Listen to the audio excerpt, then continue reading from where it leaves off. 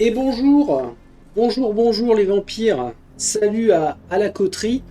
On se retrouve donc pour la cinquième vidéo de découverte de règles de Vampire, la Mascarade, Chapters, on le sait.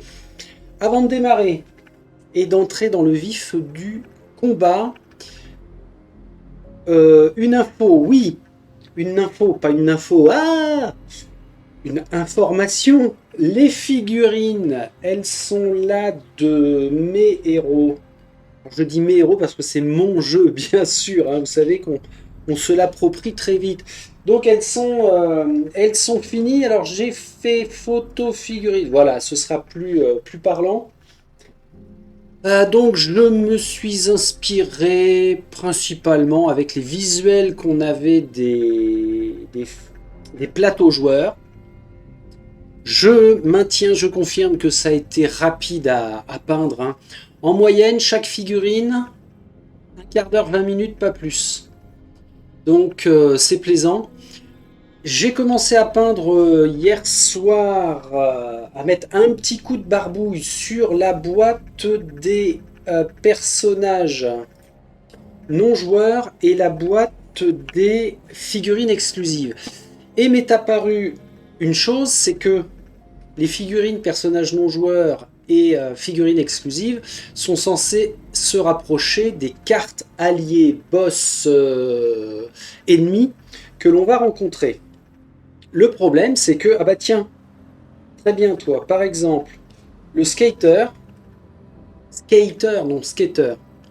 Le skater, j'ai pas de figurine. Punkedoo, pas de figurine.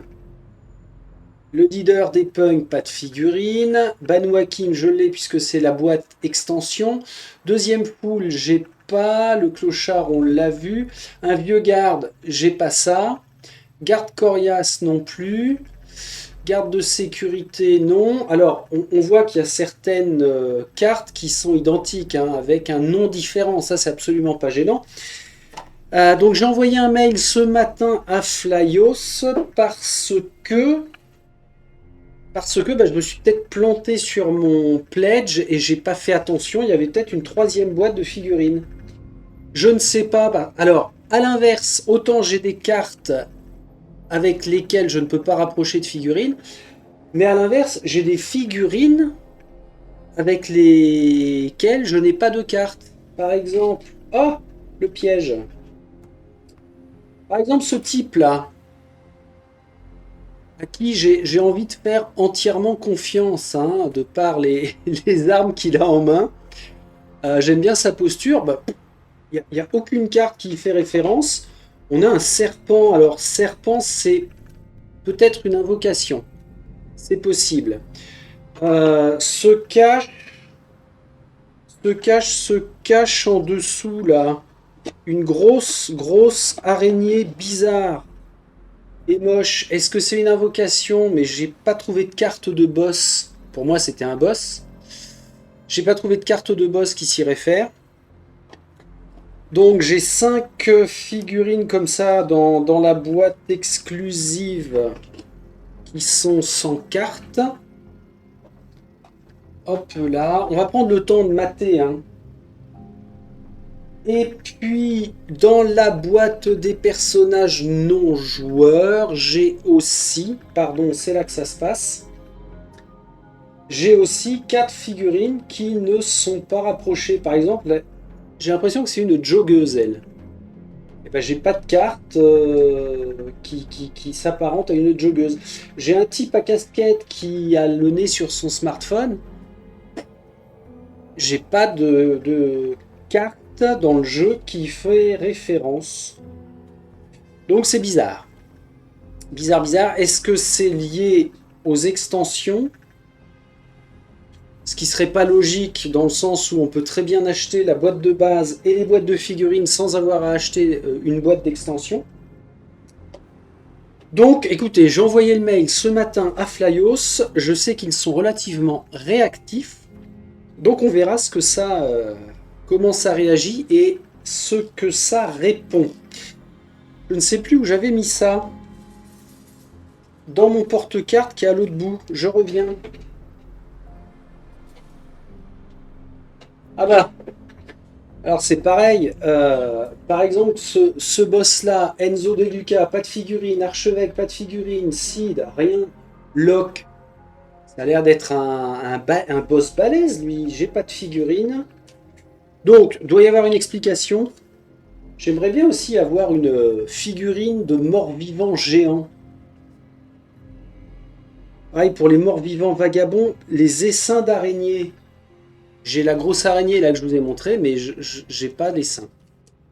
Bien, bien, bien, bien, bien. Allez, on range ça et nous sommes là pour attaquer ce que je considère comme être un gros morceau dans les jeux de plateau, tactique comme ça. Le combat. Alors, Miss Arène, tu vas revenir là, on aura certainement besoin de tes services. Bah, livre d'histoire pour l'instant, pas besoin. Pas besoin, pas besoin. Et on y va avec le plateau joueur quand même. Ça peut servir, ça va servir. Ah oui, alors il faut peut-être carrément que je le mette ici comme ça. La piste d'initiative. Crunch. Nos disciplines, nos cartes combat. Notre humanité. Bah voilà. Puis on va voir ce que ça propose. Alors on est à quelle page là, mine de rien? On avait vu les séquences de dialogue, séquences d'investigation, mise en place d'un chapitre, le dialogue en détail, l'investigation en détail, et on n'a pas glandé cette semaine. Hein. Combat en détail, page 44 sur 56,5. Ah oui, on a bien, bien progressé, c'est parfait. Alors c'est parti. Le combat en détail. Comment le combat commence? Au cours de la campagne, il peut arriver qu'un personnage doive s'engager dans des situations de combat. Cette section vous fournira à tous les éléments nécessaires pour mener à bien une séquence de combat.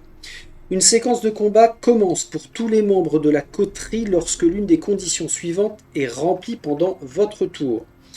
Un dialogue ou une page d'événement déclenche le début du combat, ou votre personnage est détecté dans la ligne de vue d'un PNJ agressif, ou vous déclarez le combat avec un PNJ dans votre ligne de vue qui possède une carte profil en la retournant.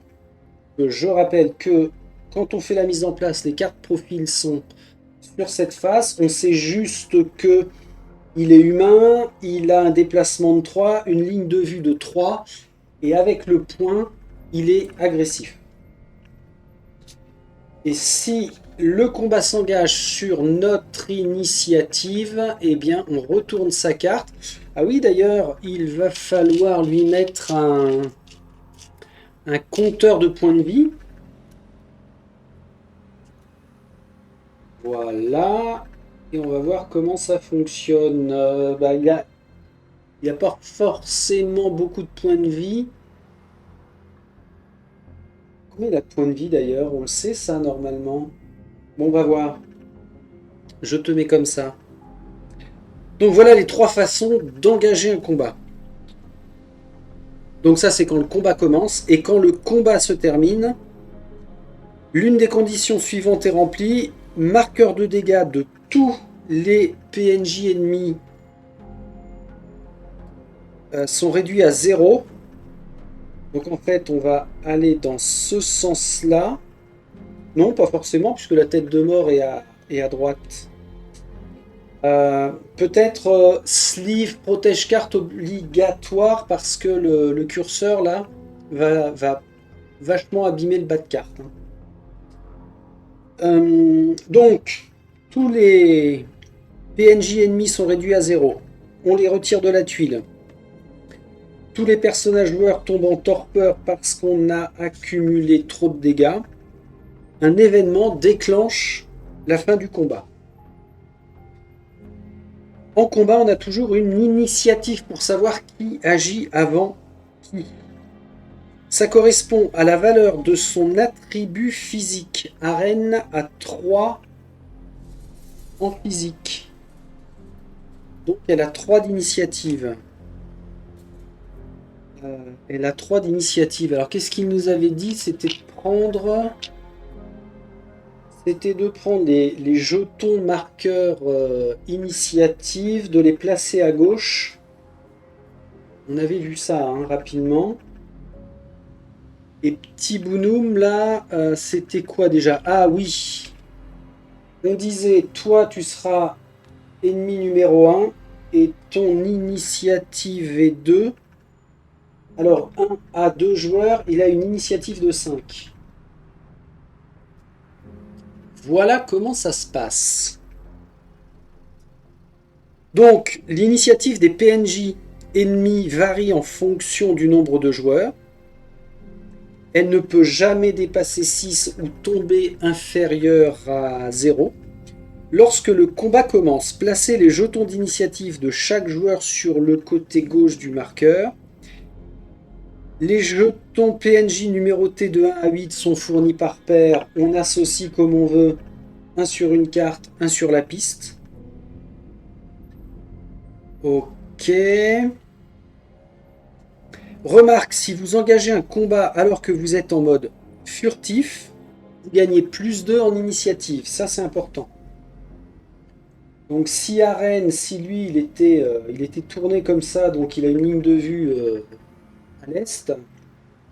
Si Arène se pointe dans son dos, qu'elle engage le combat au corps à corps en étant furtive, elle passerait elle aussi à 5 d'initiative. Pour l'instant, on va considérer qu'elle est à 3. Un tour actif commence lorsque le marqueur d'initiative atteint le jeton d'un personnage ou d'un PNJ.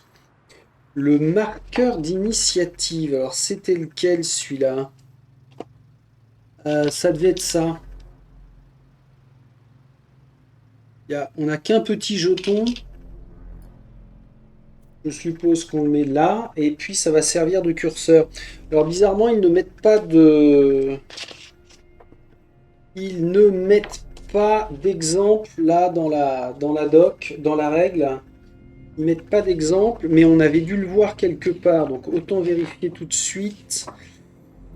Déroulement du jeu, certes. Séquence principale, les tests de compétences, séquence de combat. Ah non, il n'y a pas de...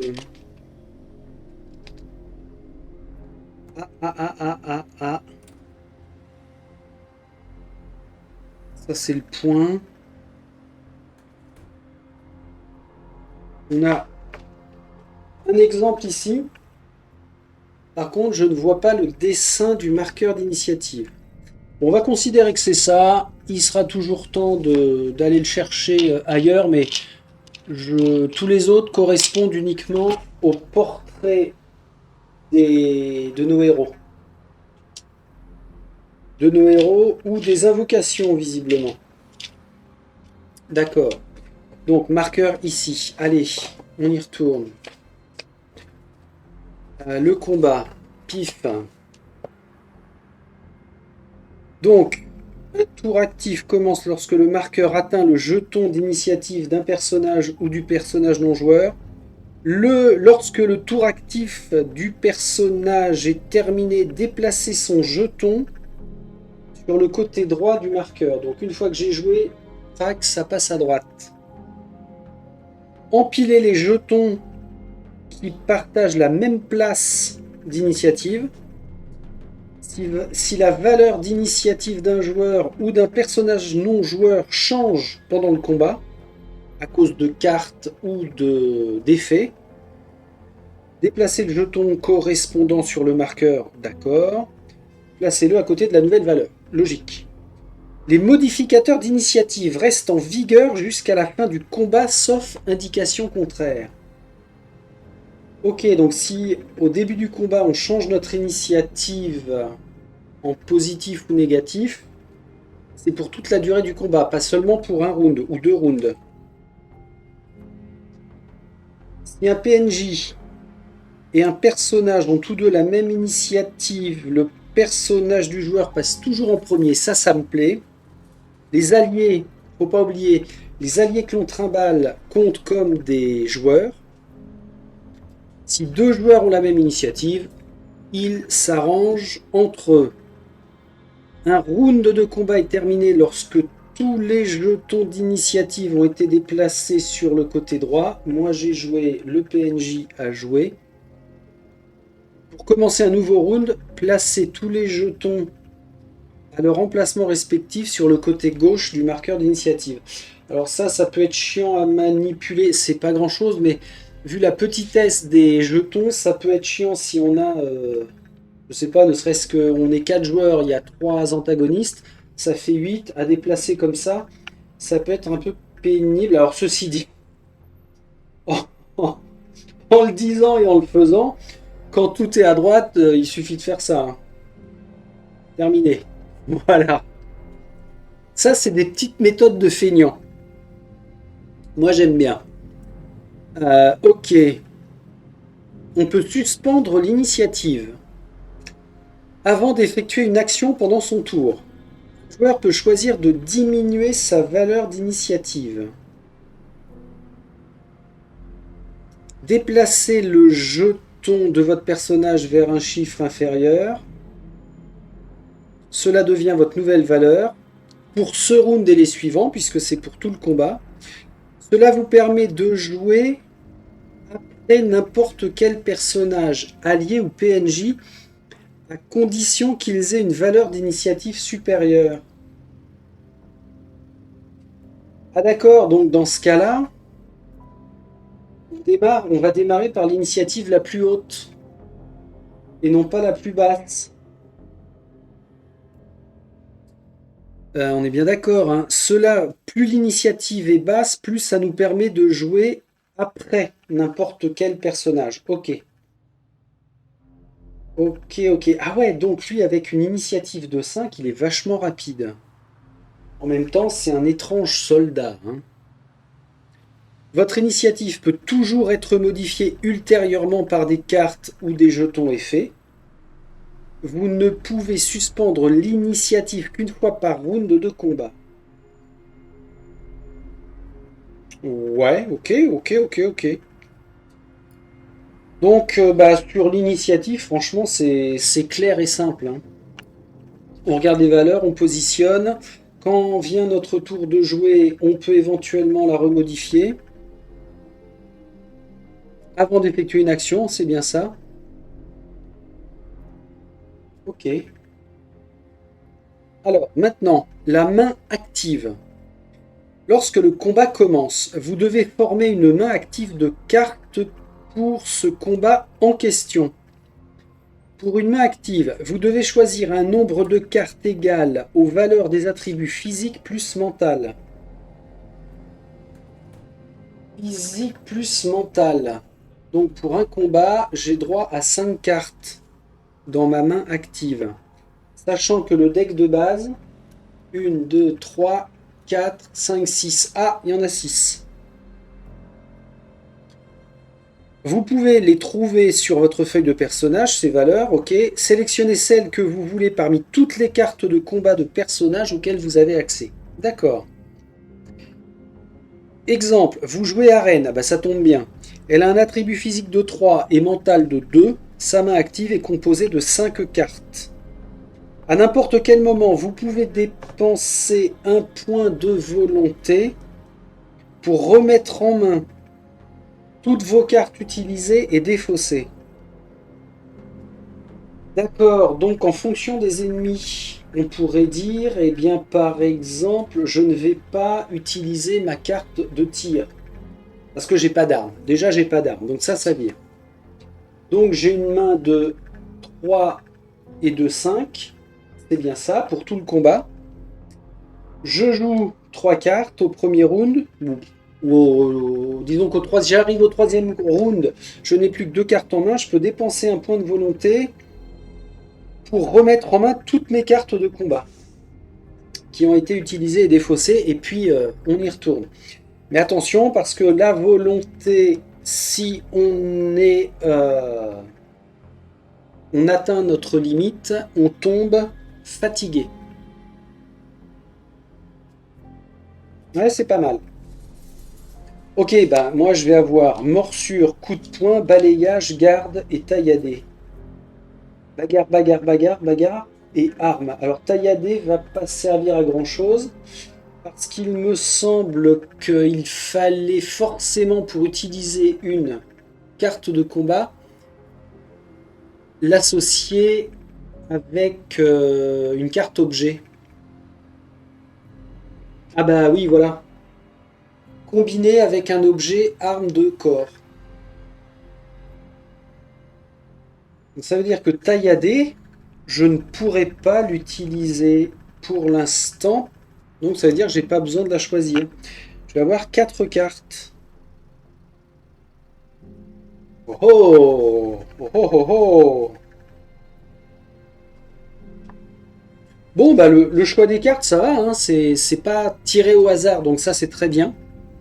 En fonction des ennemis, on peut se dire ouais, je vais prendre ça, je vais prendre ça, je vais prendre ça. Le deck de combat de PNJ. Ah bah oui, pardon. Pardon monsieur, mais il va peut-être falloir que tu te munisses de trucs. Lorsque vous commencez un combat, utilisez le paquet approprié comme indiqué sur sa carte de profil. Zut.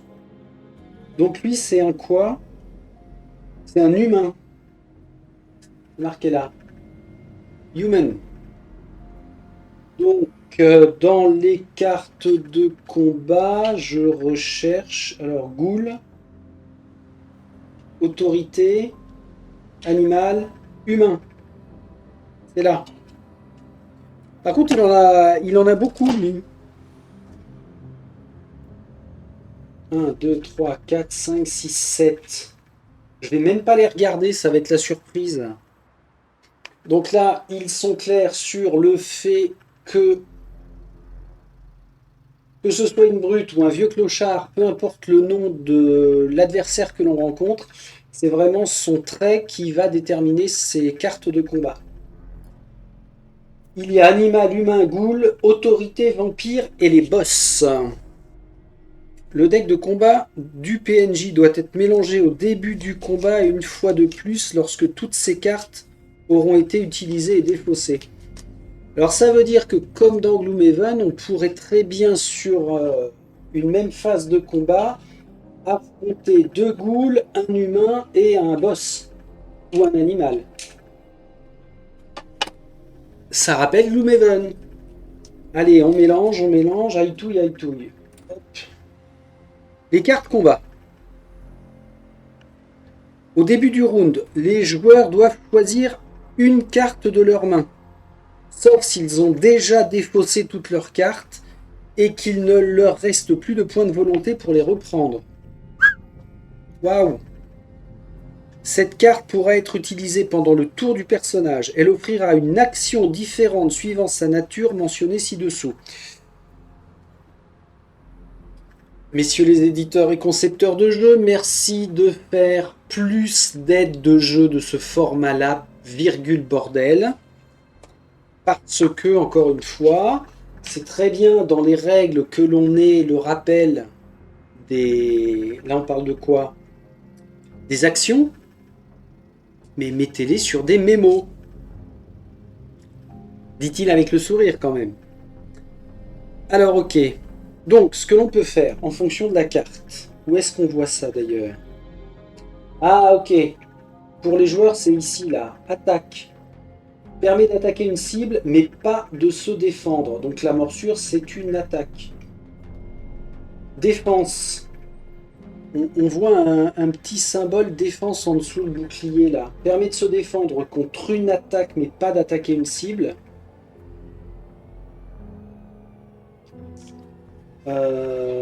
D'accord. Alors, en coup de poing, défense, on pourrait le faire à +1 quand même.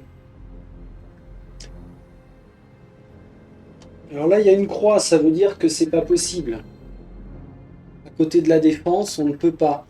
Au-dessus, on a un +1 et à côté, le symbole d'un dé. Donc, on jette +1 dé.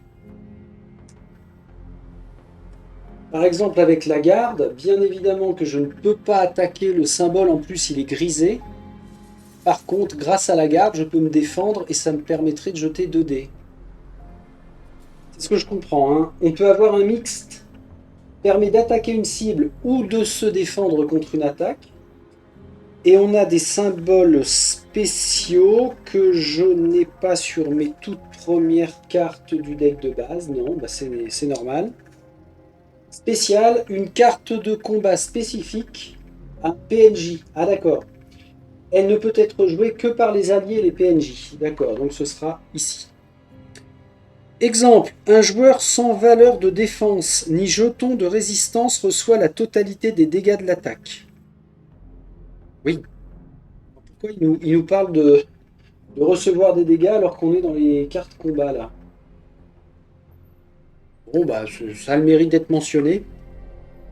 Donc un joueur sans valeur de défense. J'ai quoi moi en valeur de défense avec une stinguette?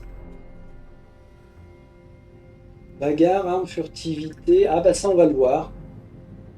On va le voir. Bonus de carte mixte. Une carte mixte peut être utilisée pour attaquer ou défendre.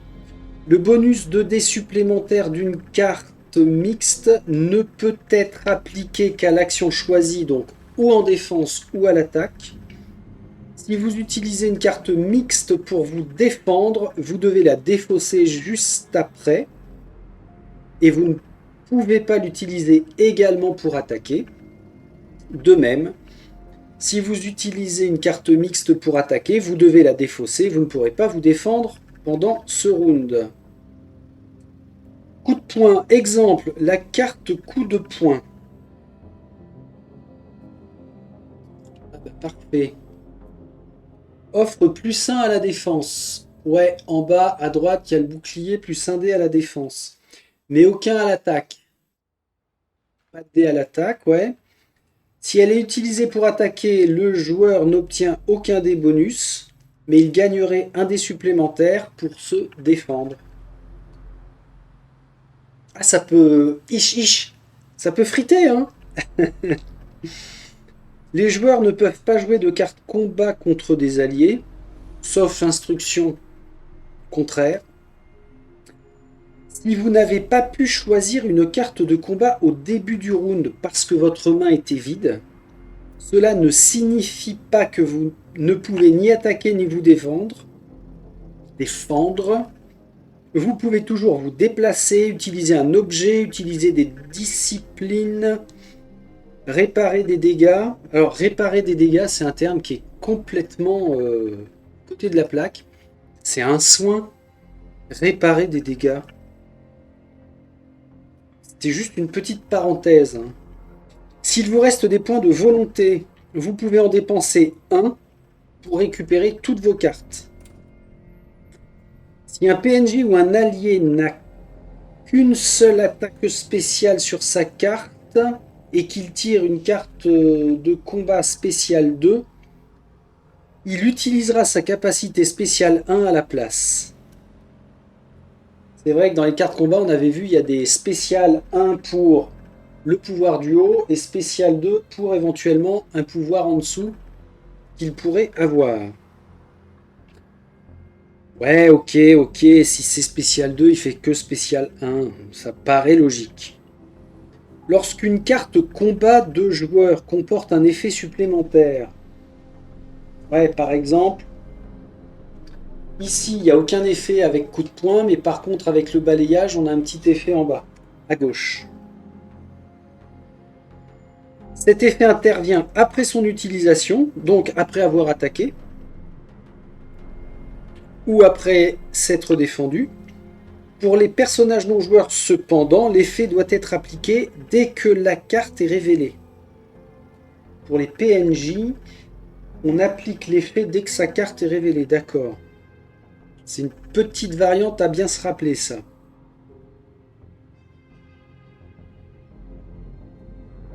Donc, lorsque le PNJ est attaqué, si c'est une carte de défense ou au début de son tour actif. Ouais. Alors maintenant, le positionnement. Pour qu'un personnage puisse utiliser une carte de combat, il doit se trouver sur un hexagone adjacent à la cible. Si vous avez une carte de combat devant être combinée avec une carte arme à distance, comme pour celle de tir, et que vous en, alors, et que vous en avez un, donc avec un objet et que vous en avez un, vous pouvez attaquer n'importe où dans votre ligne de vue. Si la cible est en dehors de cette portée ou derrière un obstacle, elle ne peut pas être attaquée avec une arme à distance. Et je vous rappelle que bizarrement, les terrains difficiles comme ça bloquent les lignes de vue même si on est collé à eux. Les bords blancs bloquent la ligne de vue et les terrains difficiles bloquent la ligne de vue. Tout court. Alors, si vous avez une carte combat de ça c'est fait. Si la cible est en dehors de la portée ou derrière un obstacle, elle ne peut pas être attaquée avec une arme à distance. Ok. Remarque, les lignes de vue sont bloquées par les murs, les autres personnages et les PNJ dans une ligne droite d'hexagone. Pour qu'un PNJ puisse utiliser une carte combat, il doit se trouver sur un hexagone adjacent à la cible. Certaines de leurs cartes peuvent modifier cette règle. Les joueurs et les alliés ne peuvent pas se déplacer à travers un hexagone occupé par un PNJ ennemi. Les joueurs et les alliés peuvent se déplacer si c'est occupé par un joueur ou un allié, mais ne peuvent pas y terminer leur déplacement. Les PNJ peuvent se déplacer à travers un autre PNJ, sauf nos alliés, mais ne peuvent pas terminer leur tour sur la même case. Et enfin, les PNJ ne peuvent pas se déplacer à travers des hexagones occupés par des joueurs. Ok, c'est logique. Lorsqu'un PNJ attaque, faites pivoter son pion de sorte que sa flèche soit face à la cible. Ouais. Pendant le tour actif d'un joueur, celui-ci peut faire tourner sa figurine autant de fois qu'il le souhaite. Une fois le tour actif du joueur terminé, la figurine ne peut plus être tournée. Attention, bonus d'attaque. Lorsque vous attaquez un PNJ par l'arrière. Ah, je vais faire une pause parce que c'est Madame Von Moriarty, je reviens. Désolé, me revoici. J'espère que ça a bien fait la pause. Bien sûr que ça a bien fait la pause, ça a l'air de repartir. Allez, on y va. Qu'est-ce qu'on disait?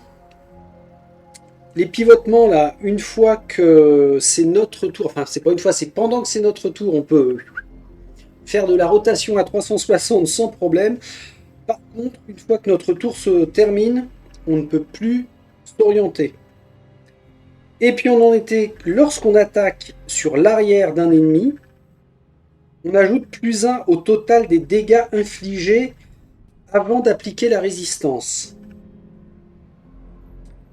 Ouais, et on avait vu que quand on était en mode furtif, on a +2 sur le jet d'attaque. Hein. Donc +2 au jet d'attaque en furtif, +1 quand on attaque par l'arrière. Ça peut être pas mal. Les personnages non joueurs attaqueront toujours en fonction de leur ciblage. Alors le ciblage, lui par exemple, le soldat étrange, enfin l'étrange soldat, il attaque l'ennemi le plus près. La cible la plus près. Si la cible de leur attaque fait face à la direction opposée, le PNJ l'attaquera par derrière. Si la cible fait face à la direction opposée. Oui, bah oui, si on est comme ça, il se déplace, il nous attaque sur l'arrière, on se prend +1 au total des dégâts et ensuite on applique notre résistance qui est où? Piou piou piou piou piou. Ah.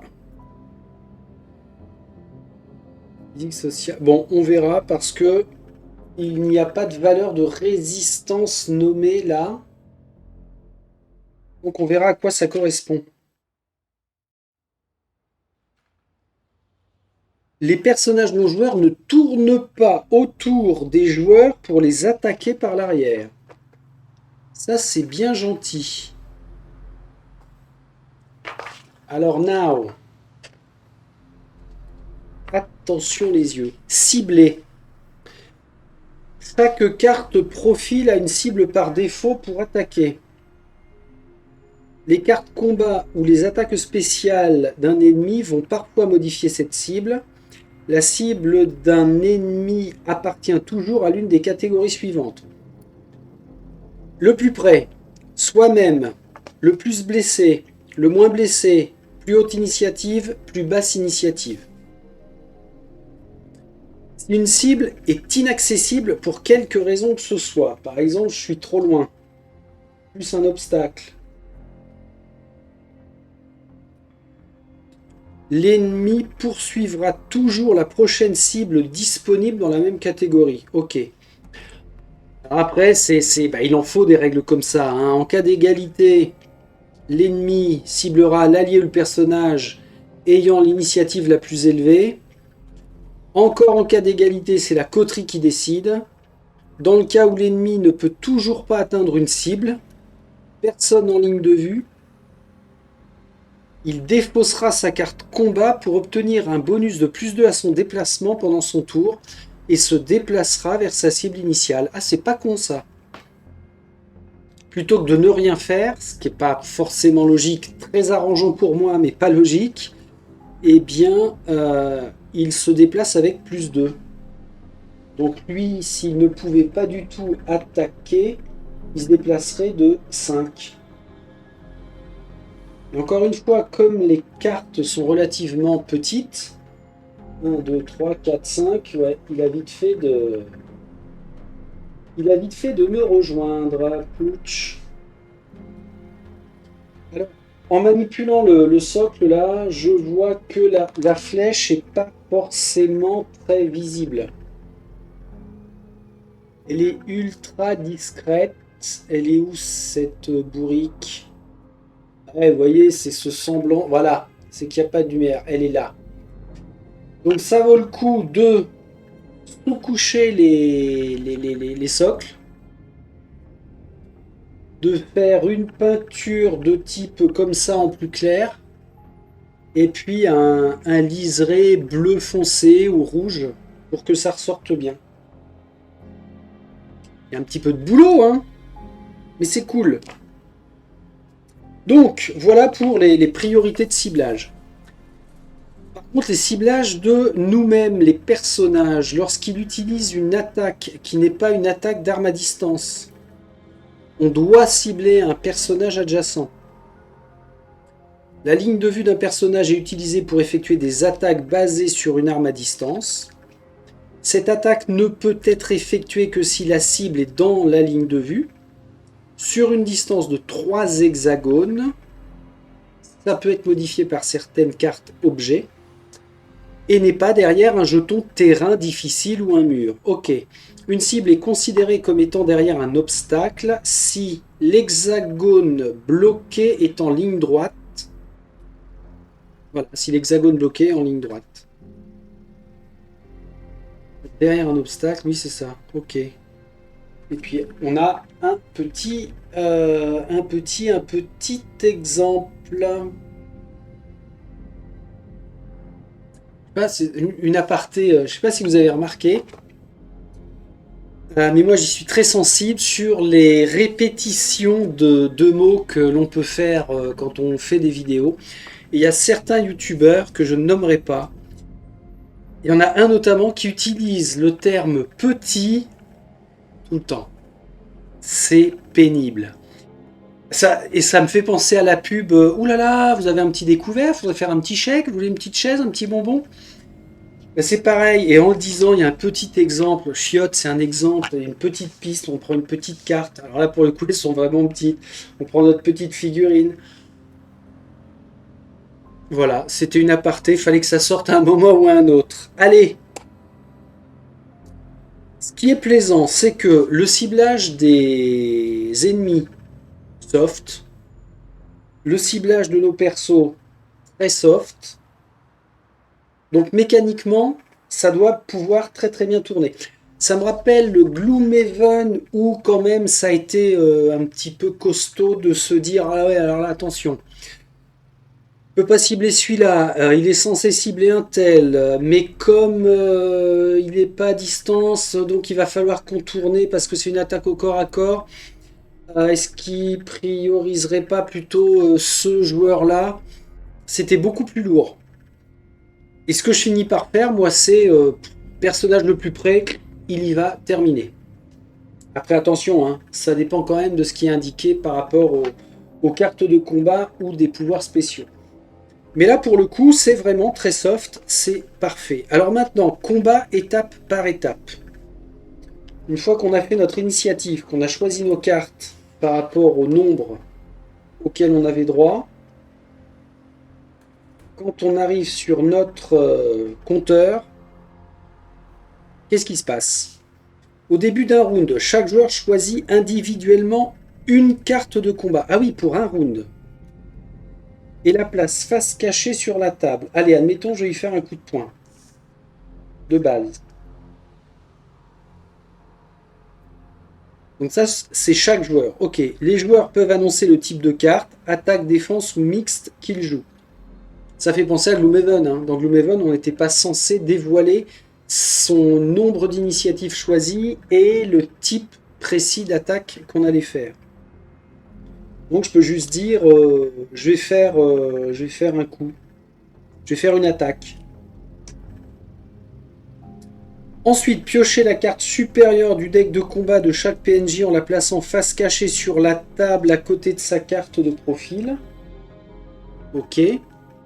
Donc va falloir un petit peu de place hein, pour ça. Une zone dédiée. Ensuite, les joueurs et les PNJ jouent dans l'ordre d'initiative en prenant leur tour actif. Les PNJ du même type partagent le même deck. Ouais, ça c'est un petit rappel très bien. Toutes les ghouls, alors exemple, toutes les ghouls partagent le deck ghoul. Malgré cela, le joueur doit tirer une carte par ghoul. Contrairement à Gloomhaven où on tire une carte par ennemi. S'il y a 8 loups, ce sera une seule carte pour tous les loups. Alors que là, s'il y a 4 ghouls, ce sera une carte pour chacune d'elles. Ah la vache. Alors, toutes les ghouls partagent le deck ghoul. Malgré cela, le joueur doit tirer une carte par ghoul au début de chaque nouveau round, car elles ne partagent pas la même carte. Ouais, c'est bien ça. Bon, imaginons que lui, il ait une initiative seulement de 1. Pendant votre tour, vous pouvez effectuer une seule fois chacune des actions suivantes. Dans n'importe quel ordre. Se déplacer, on utilise athlétisme plus 1. Utiliser du sang pour se soigner, puissance du sang ou utiliser une discipline. Ou alors exécuter une seule action de la liste, utiliser notre carte de combat, utiliser une carte objet, défausser notre carte de combat pour augmenter notre déplacement de 2. C'est le même cas de figure que lorsque l'ennemi ne peut pas nous attaquer, ne peut pas nous cibler. Ok. Donner ou prendre un objet d'un autre joueur adjacent. Ou alors de rien faire et terminer notre tour. Ça laisse quand même pas mal de possibilités d'action, c'est bien. Si vous choisissez d'utiliser votre carte combat, retournez-la face visible. Bim, je te colle un coup de poing. Remarque, vous pouvez utiliser votre carte de défense avant votre tour actif en réponse à une attaque. Ah ouais, la garde là. Vu que c'est l'étrange soldat qui agit en premier, je pourrais dire, bah tiens, c'est à lui de jouer. Bim, je me protège.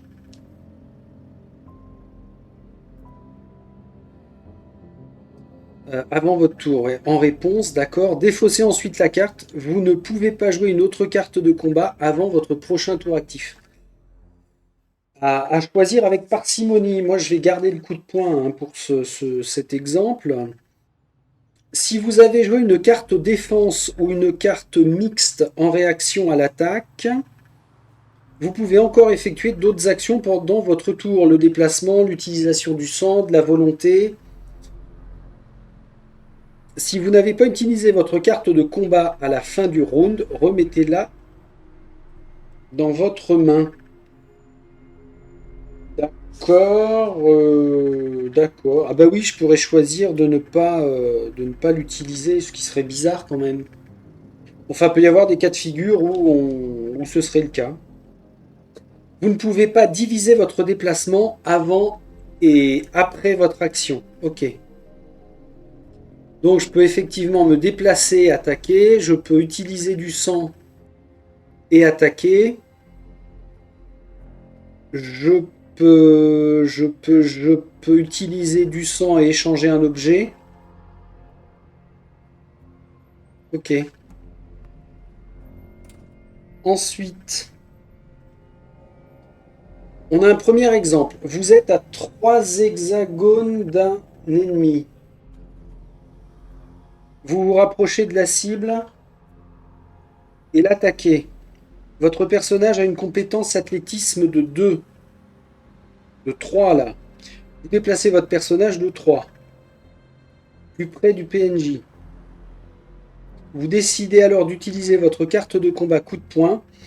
Vous pourriez utiliser le sang, mais décidez de ne pas le faire, mettant ainsi fin à votre tour actif. Ok. Deuxième exemple, vous décidez d'utiliser le sang pour réparer les dégâts que vous avez reçus au dernier tour. Vous choisissez ensuite d'utiliser votre carte de combat uppercut contre un ennemi. Vous lancez les dés mais n'obtenez aucun succès. Vous utilisez également un point de volonté pour relancer vos 3 dés noirs. Vous obtenez 2 succès, ce qui fait de votre attaque un succès.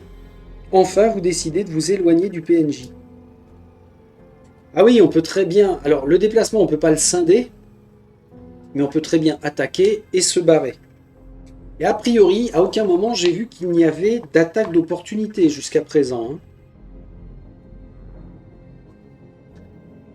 Hein. Ce qui enlève une mécanique de jeu, ce qui l'assouplit et ce qui le rend plus fluide.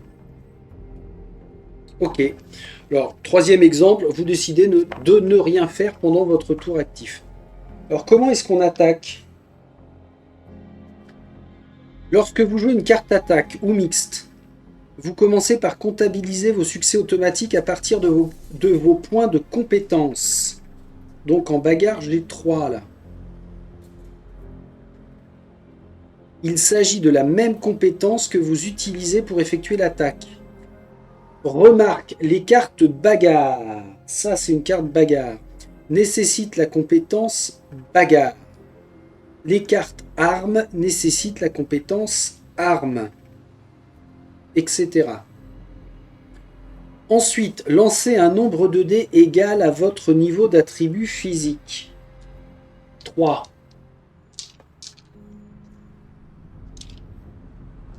Plus les éventuels bonus conférés par la carte que vous avez utilisée. Ça veut dire qu'en attaque, là, coup de poing mix plus 0. Ah bah super. Ah ouais d'accord, c'est vraiment la tarniole de base basique. Ah, il aurait fallu que je fasse compétence bagarre, morsure, ça me donnait plus un dé. Enfin, c'est pas grave. Ok. Alors, j'en étais où? Ajouter les succès automatiques. Bon, ça, d'accord. Que vous avez obtenu avec votre jet de dés. Un succès seulement. C'est le montant des dégâts que vous infligez avec cette attaque. Donc ça ferait 4 dégâts là. Déterminer la valeur des dégâts de l'attaque en soustrayant la résistance du PNJ. Il a 3. Avec 4 en valeur de dégâts, je ne lui fais qu'un seul dégât. Remarque, un joueur doit brièvement révéler sa carte pour voir si une carte Ah, du PNJ. Pour voir si c'est une carte de défense. Ah la vache! C'est une carte de défense, petit fumier de lapin là. Soif plus 1 résistance. Comment ça, soif pour toi? Changer le résultat final des dégâts. Ben oui, ben oui, ben oui. Quand un PNJ gagne une résistance, c'est jusqu'à la fin du round en cours, ce qui est normal. Donc là, je ne lui aurais pas provoqué de dégâts en fait. Exemple. Le vieux clochard est attaqué par le joueur. En retournant la carte combat du vieux clochard, le joueur voit qu'il utilise la carte de combat garde. Ça accorde au clochard un +1 à sa résistance. L'attaque du joueur est réduite par la résistance du PNJ plus le bonus de la carte combat. Lorsque le joueur numéro 2 attaque le clochard, le bonus obtenu par la carte combat reste également valable pour cette attaque. Lorsque l'ensemble du tour est terminé, le bonus est retiré. Ouais, ok, il faut bien avoir en tête qu'un round concerne tous les antagonistes. Suivez cette formule pour déterminer les dégâts infligés. Les dégâts, c'est égal au nombre de succès obtenus, c'est-à-dire l'attribut physique plus les bonus 2D de la carte combat, plus les succès automatiques, moins la résistance de l'ennemi,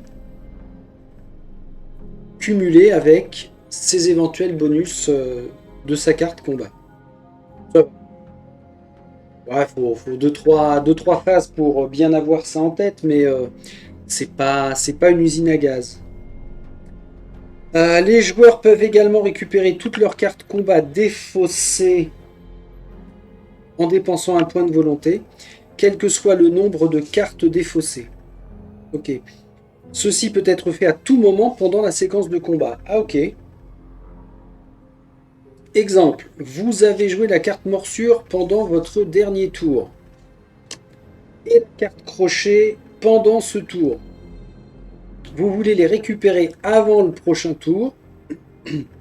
Vous devez donc dépenser un point de volonté et récupérer toutes les cartes défaussées. Comment est-ce que l'on se défend? Lorsque vous jouez une carte défense ou une carte mixte défense, commencez par comptabiliser vos succès automatiques à partir de nos points de compétence. Donc ça change pas. Il s'agit de la même compétence qui est mentionnée sur la carte, donc bagarre. Lancez ensuite le nombre de dés égal à votre niveau d'attribut physique. Là, elle a 3. Je me défends. Je fais un succès, donc je passe à 4 en résistance. Ajoutez les succès automatiques de la compétence. Ok. Vous pouvez dépenser des jetons résistance. Ah oui, on peut gagner des jetons résistance. C'était cela. Hein. Ah ouais.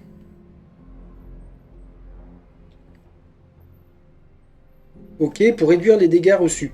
Pour chaque jeton résistance dépensé, vous évitez un dégât supplémentaire. Remarque, vous n'êtes pas obligé de dépenser tous vos jetons résistance sur une seule attaque. Vous pouvez les dépenser sur plusieurs attaques faites par différents PNJ tant qu'il vous reste des jetons. Ce qui peut être important parce que là on est dans le cas de figures minimalistes, mais on pourrait très bien être attaqué par 3 ennemis à la fois. À la fin du round de combat, donc quand on a joué vraiment toutes nos cartes, là elles sont défaussées, il me reste ça. S'il vous reste des jetons résistance, défaussez tous les jetons de résistance restants et gagnez +1 d'initiative pour le round de combat suivant.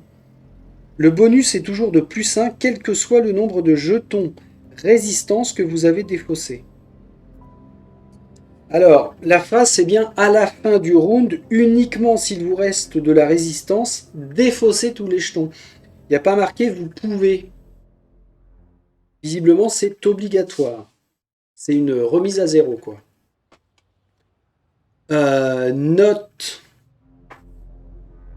Vous pouvez choisir de ne pas utiliser tous vos jetons résistance contre une seule attaque et même en garder certains jusqu'à la fin du round pour gagner +1 à votre initiative. Donc c'est vraiment une obligation en fin de round. Le tour actif des ennemis. Révéler la carte de combat.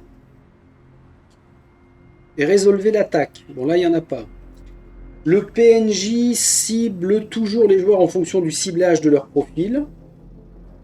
Sauf si la carte de combat indique spécifiquement une autre cible. D'ailleurs, ce serait quoi, toi, ton spécial 1? Réunion de famille. Tu rejoindras ton frère bientôt. Il attaque la cible avec +2 dégâts. Il tape dur, hein. Un PNJ ne peut se déplacer que pour atteindre sa cible. Le PNJ se déplacera avant de tenter d'attaquer. Il utilisera le chemin le plus rapide. S'il ne peut pas atteindre sa cible, il changera de cible en fonction de son ciblage. Remarque, lorsqu'il attaque un personnage non joueur, un joueur doit retourner brièvement la carte combat du PNJ pour vérifier s'il s'agit d'une carte de défense, puisque ça influera, comme on l'a vu avant, sur le nombre de dégâts potentiels à lui faire. Ensuite, défausser la carte de combat et placez-la dans sa défausse. Une fois qu'il a joué toutes ses cartes de combat, on remélange pour former son nouveau deck. Et encore une fois, les personnages non joueurs du même type partagent le même deck. Donc la même pile de défausse de cartes. Si une carte de combat d'un ennemi augmente sa résistance, le bonus demeure jusqu'à la fin du round en cours. Maintenant, comment est-ce qu'ils attaquent? Donc, quand c'est une carte attaque ou attaque spéciale, calculez ses dégâts en ajoutant son niveau d'attaque au bonus de la carte. Par exemple, coup de poing, ben là il n'y a pas de bonus. Là c'est un bonus d'initiative, spécial 1. Donc s'il fait son spécial 1, ça fait +2. Si le joueur ciblé utilise sa carte de défense, ça nous donne de la résistance. Si le joueur n'a pas joué de carte de défense, il subit la totalité des dégâts. Bah oui. Après, il nous rappelle la formule pour appliquer les dégâts. Donc le niveau de l'attaque, le bonus de la carte combat, moins éventuellement les jetons résistance dépensés par le joueur. Ah ouais, donc en fait, la résistance, c'est que par les jetons, visiblement. Ensuite, comment est-ce qu'ils se défendent? Quand il joue une carte de défense, on comptabilise sa résistance en ajoutant son niveau de résistance de sa carte. On réduit les dégâts. Ok. Placez la carte combat utilisée dans la défausse de l'ennemi. Ils ne récupéreront leur carte de combat que lorsqu'il n'y aura plus de cartes dans le deck. Si le marqueur de dégâts du PNJ atteint son maximum, retirez son jeton de la tuile.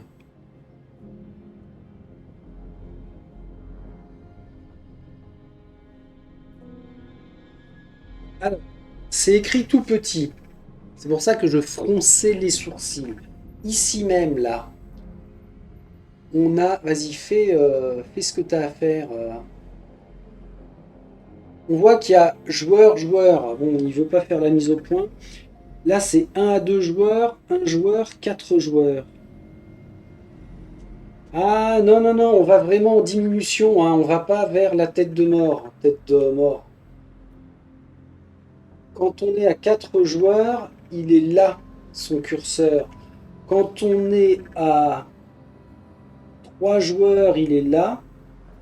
Et 1 ou 2 joueurs, on est là. Plutôt, ouais, alors je ne l'ai pas forcément mis du bon côté, crétin que je suis. Voilà, on va plutôt être comme ça. Ça veut dire qu'à un joueur, il a 2, 3, 4, 5, 6, 7, 8, 9 points de vie. Ou plutôt 10 points de vie si on considère que ce sont les petits points que l'on doit prendre en compte. Après, vous voyez, pour faire un mode un peu plus soft, un peu plus facile, on peut très bien grappiller un point. En tout cas, ça va en diminuant de la droite vers la gauche.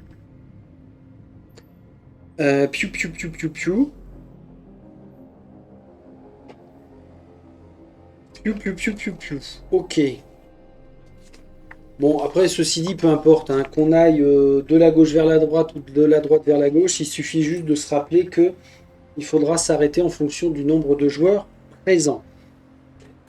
Alors maintenant, les alliés et les invocations. Alliés et invocations sont là pour aider les joueurs dans leur mission. Ils suivent les mêmes règles des personnages non joueurs en combat. Déplacement, attaque, résistance, attaque spéciale, ordre d'initiative. Les alliés accordent un bonus passif aux autres joueurs. Et ils continuent à accorder leur bonus pendant les combats, tant qu'ils ne sont pas en torpeur.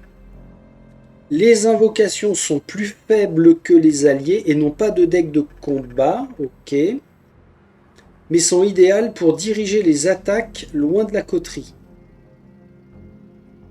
Par exemple, Miss Arène a une carte invocation Famulus Ra, initiative 1, attaque 3, résistance 2.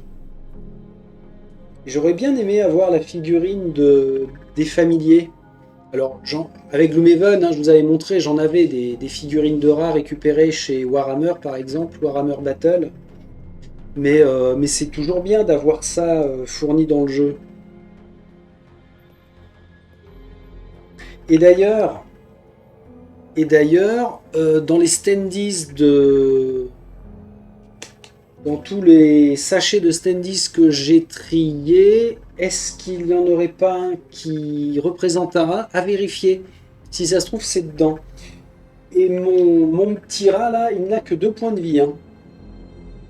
C'est pas BZF. Donc ça veut dire que si je lui mets son marqueur de points de vie, bah, 1, 2, ça veut dire que la comptabilisation des points de vie, c'est bien entre chaque point. Voilà, on pourrait se mettre là, se mettre là et se mettre là. Ça voudrait dire 3 points de vie, mais non, non, non, non. Il n'y a pas de point ici, donc on est bien placé entre les deux. Sauf indication contraire, c'est comme ça que je le jouerai en tout cas. L'utilisation judicieuse des invocations peut faire pencher la balance du combat en votre faveur. Alors pour invoquer un familier, c'est quoi? Forme de loup, lier le famulus. Animalisme niveau 1, invoque votre famulus rat en combat, prenez sa carte d'invocation. L'effet se termine, alors c'est une carte active, hein. L'effet se termine lorsque le famulus est vaincu ou à la fin de la séquence de combat. Et est-ce que dans les jetons d'initiative, on a quelque chose qui représente un rat? Ah ouais, ça. Je l'invoque, il a une initiative de 1, c'est-à-dire qu'il est ultra lent. Pardon, c'est là que ça se passe. Il est ultra lent. Ok. Le tour actif des alliés. On révèle la carte combat de l'allié. Hop, hop, hop. On a un deck supplémentaire pour le combat des alliés. Ils peuvent faire un coup de poing, morsure, morsure, garde, spécial 1, spécial 1, spécial 2. Donc ça fait un deck en plus à prévoir sur la table. Les alliés ciblent toujours les PNJ en fonction de la cible indiquée sur leur carte de profil. Ah oui, pardon, attention, là on parle pas des invocations. C'est le deck de combat des alliés. Alors les alliés, pour mémoire, c'est ou bien des PNJ comme ça, alliés. Donc sur leur carte de combat, ils ont une initiative. Ou alors un allié, c'est quand, si je joue moi en solo, je prends parmi les héros disponibles, je prends par exemple Samuel en guise d'allié. Crac. Et là, il utilisera ce deck-là. Bon, après, ça va être le même principe d'utilisation par rapport au deck de PNJ. Hein. Un allié ne peut se déplacer que pour atteindre sa cible. L'allié doit se déplacer avant de tenter d'attaquer. S'il ne peut pas atteindre sa cible, on défausse la carte combat, il gagne 2 en déplacement, c'est vraiment pareil. Ensuite, on défausse la carte combat, on la place dans la défausse. Une fois qu'il a joué toutes ses cartes, on remélange. Si une carte combat de l'allié augmente sa résistance, c'est actif jusqu'à la fin du round. Bref, on prend en compte toutes les mêmes règles qu'avec les ennemis. Comment est-ce qu'ils attaquent nos alliés? S'ils jouent une carte attaque ou une carte spéciale d'attaque, on calcule les dégâts en ajoutant son niveau d'attaque au bonus de la carte. On déduit la défense de l'ennemi. Ok. Et on défausse sa carte. Bon, rien de bien neuf, c'est toujours pareil. Comment est-ce qu'ils se défendent? Comment est-ce qu'ils se défendent si on tombe sur leur carte de défense, donc qui va être identique à nous autres? La garde. On ajoute, on comptabilise en ajoutant son niveau de résistance au bonus donné par la carte, etc., etc. Quant aux invocations, alors, voici un exemple de jeton d'invocation. Spectre Rat Bradariman. Ah, mais oui, l'école est finie. On n'a pas de figurine d'invocation, on a ces jetons-là à placer. Alors pour le coup, on pourrait les placer. Ouais, ça peut être bâtard, mais on pourrait les placer comme ça. Bah, les voilà les araignées, les voilà nos ghouls. Et on doit avoir un rat quelque part, non? Ouais, il est là. Il est là, le rat, il est là. Après, sa face son orientation, ça peut être la base du socle vers nous. Hein. Où on met un petit coup de je sais pas, une gommette discrète, enfin bon, c'est facilement faisable. Bon, bah le voilà, mon rat. Je préférerais la figurine quand même, hein, pour le coup.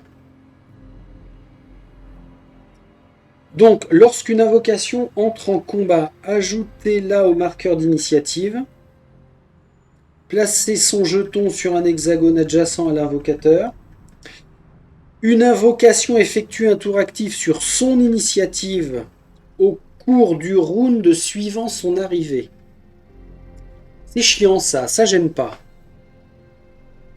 J'aime pas, je vois pas pourquoi, mais ça c'est le rôliste qui parle. Hein, Et puis on est... Enfin on est... Je préfère quand on perd pas de temps, on est tout le temps dans l'action. On fait l'invocation, et ben qu'elle agisse tout de suite, bordel. À voir si je l'appliquerai, ça ou pas. Les invocations fonctionnent de la même manière que les alliés. Contrairement aux alliés et aux PNJ, elles n'ont pas de carte profil ni de deck de combat. Référez-vous au niveau d'attaque de l'invocation pour savoir combien de dégâts elle inflige à un ennemi. Les invocations ne se défendent pas et utilisent uniquement leur niveau de résistance lorsqu'elles subissent des dégâts. Lorsqu'une invocation meurt, retirez son jeton de la tuile. Vous pouvez invoquer à nouveau l'invocation lors de votre prochain tour actif. Ah d'accord. Alors, autant on ne peut avoir qu'un rat en même temps en jeu, mais les bras d'Ariman, on peut en avoir 2, 4, 6, 7, 8. On peut en avoir 8.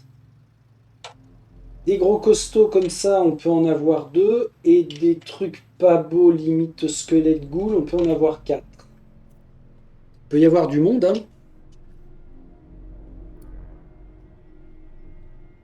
Ceci dit, tout ce qui est fourni là peut servir certainement aussi aux ennemis, hein.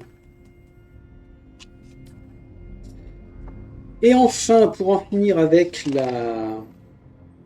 la section combat, aïe aïe aïe aïe aïe, les boss en combat. Les boss sont des types spéciaux de PNJ qui ne sont rencontrés qu'en combat. D'accord. Les boss sont indiqués comme tels sur leur carte profil par l'étiquette boss. Tout à fait, tout à fait, tout à fait. Par exemple, l'archevêque, c'est le boss number 7. Ah bon.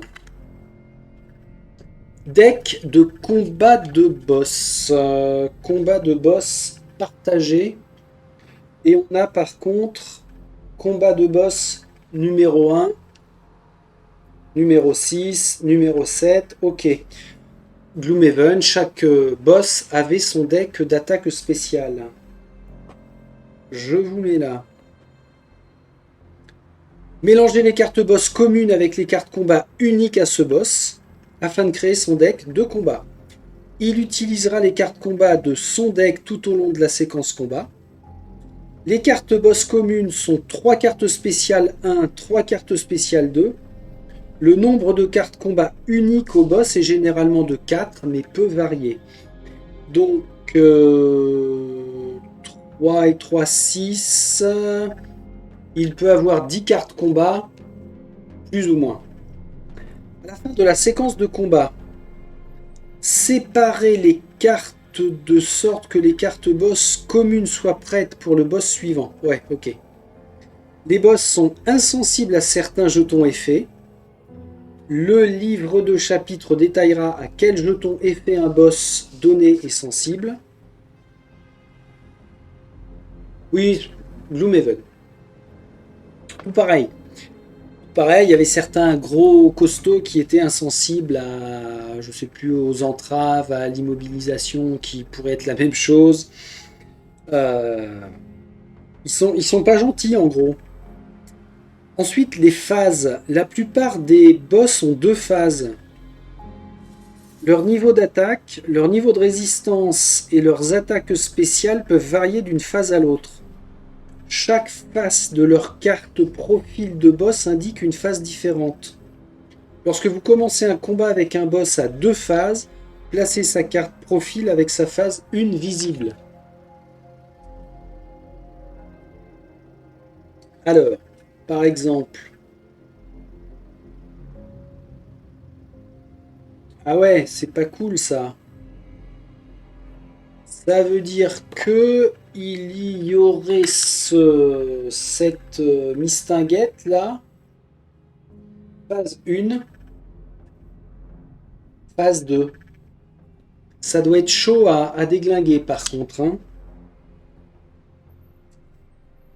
Lorsque vous remplissez complètement le marqueur de dégâts de la première phase d'un boss, lisez la page événement inscrite à la fin du marqueur, là où se trouverait normalement le symbole d'un crâne.